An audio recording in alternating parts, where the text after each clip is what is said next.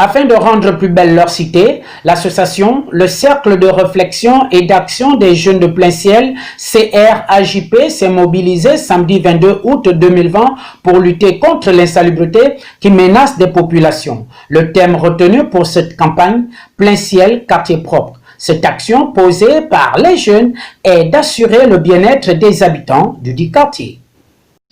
Ce geste, ce matin, va à l'endroit de la journée écologique, va à l'endroit du bien-être des populations, va à l'endroit de nos familles. En fait, il faut à un moment donné montrer à la société, au quartier, nos parents, que la jeunesse a quelque chose, a un mot à dire, est une force. Donc, on peut être serviable. Le quartier plein ciel, c'est un quartier qui est mal renommé. On parle plus de braquage, on parle plus de bandits, de ceci, de cela. On veut montrer une autre image au Gabon tout entier, à la population, qu'à plein ciel, il y a des jeunes responsables. Les jeunes peuvent aussi être un plus pour la société. Raison pour laquelle nous avons décidé d'instituer cette campagne de nettoyage, donc intitulée Plein ciel propre, en collaboration avec le réseau gabonais pour l'environnement et le développement durable. Donc ils nous accompagnent et leurs partenaires. Donc c'est justement pour éloigner les maladies, nous éloigner des maladies, nous éloigner des risques d'inondation par rapport à ceux qui sont dans les bassins versants et pouvoir évacuer, sinon canaliser les eaux usées. Voilà, et le courage des caniveaux. Voilà, c'est un peu notre objectif, c'est rendre notre petite cité belle, propre, parce que nous n'attendrons pas toujours que des autorités compétentes.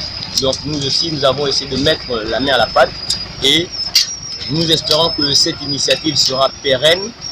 Comme aujourd'hui, les jeunes se sont sentis volontaires et nous attendons seulement de l'accompagnement de la part de toute bonne volonté.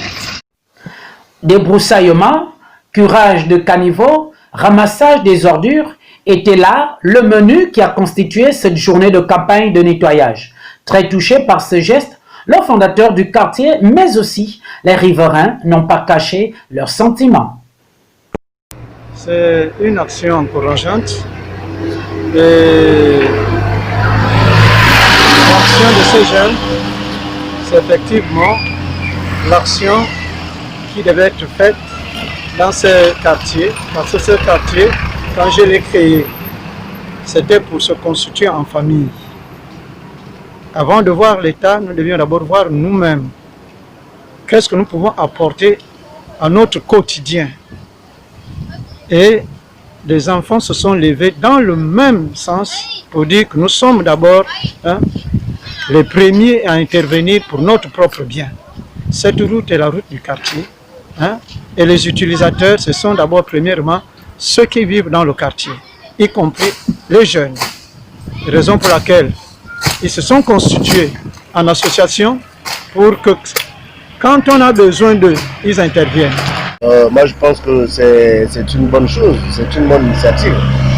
Même si c'est du bénévolat, il n'y a pas de souci. Donc on encourage un peu leur action.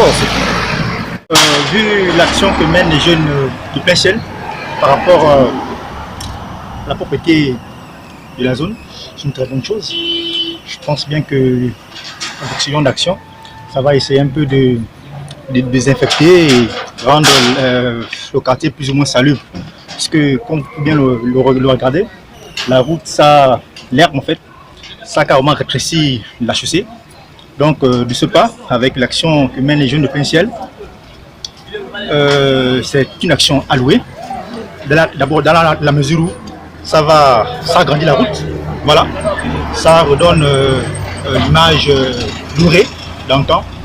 C'est comme une voie nouvellement bitumée.